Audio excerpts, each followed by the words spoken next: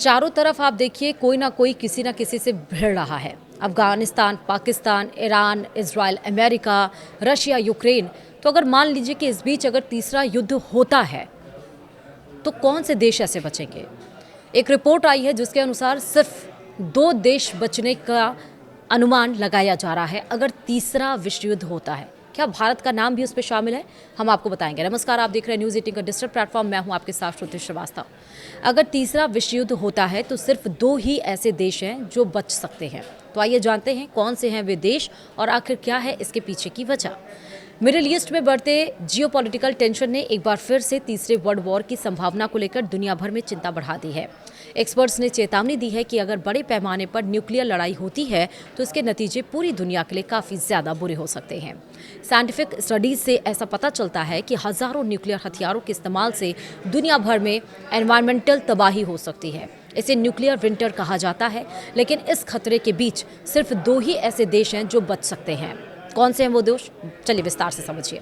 Scientific journal nature में छपी एक पीयर रिव्यू स्टडी से ऐसा पता चलता है कि ग्लोबल न्यूक्लियर वॉर के बाद बचने के लिए शायद कुछ ही इलाकों में ज़रूरी हालात हों। रिसर्चर्स के मुताबिक ऑस्ट्रेलिया और न्यूजीलैंड 2 ऐसे देश हैं जिनके बचने की सबसे ज़्यादा संभावना है। उनका जियोग्राफिकल आइसोलेशन, मजबूत एग्रीकल्चर सिस्टम और आसपास के समुद्र उन्हें न्यूक्लियर विंटर के दरमियान होने वाले काफ़ी ज़्यादा क्लाइमेट चेंज का सामना करने में मदद कर सकते हैं।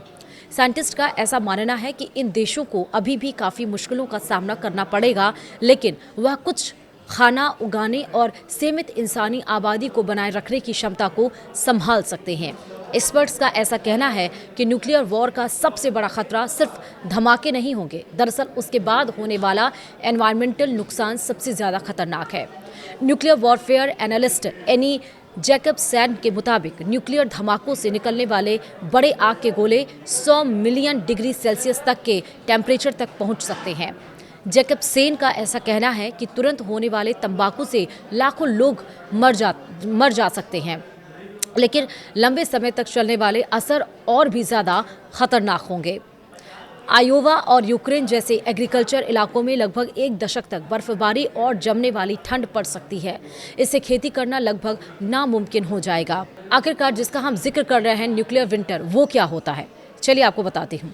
न्यूक्लियर विंटर सिर्फ काफ़ी ज़्यादा ठंड नहीं होती, दरअसल यह एक ग्लोबल क्लाइमेट कोलैप्स है। यह न्यूक्लियर धमाकों के बाद एटमॉस्फेयर में घुसने वाली भारी धुएं और कालिख से शुरू होता है।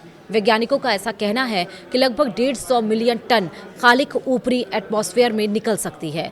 इससे सूरज की रोशनी धरती की सतह तक नहीं पहुंच पाएगी और इससे ग्लोबल टेम्परेचर काफ़ी ज़्यादा कम हो जाएगा, पर प्लेनेट का क्लाइमेट सिस्टम पूरी तरह से बिगड़ जाएगा।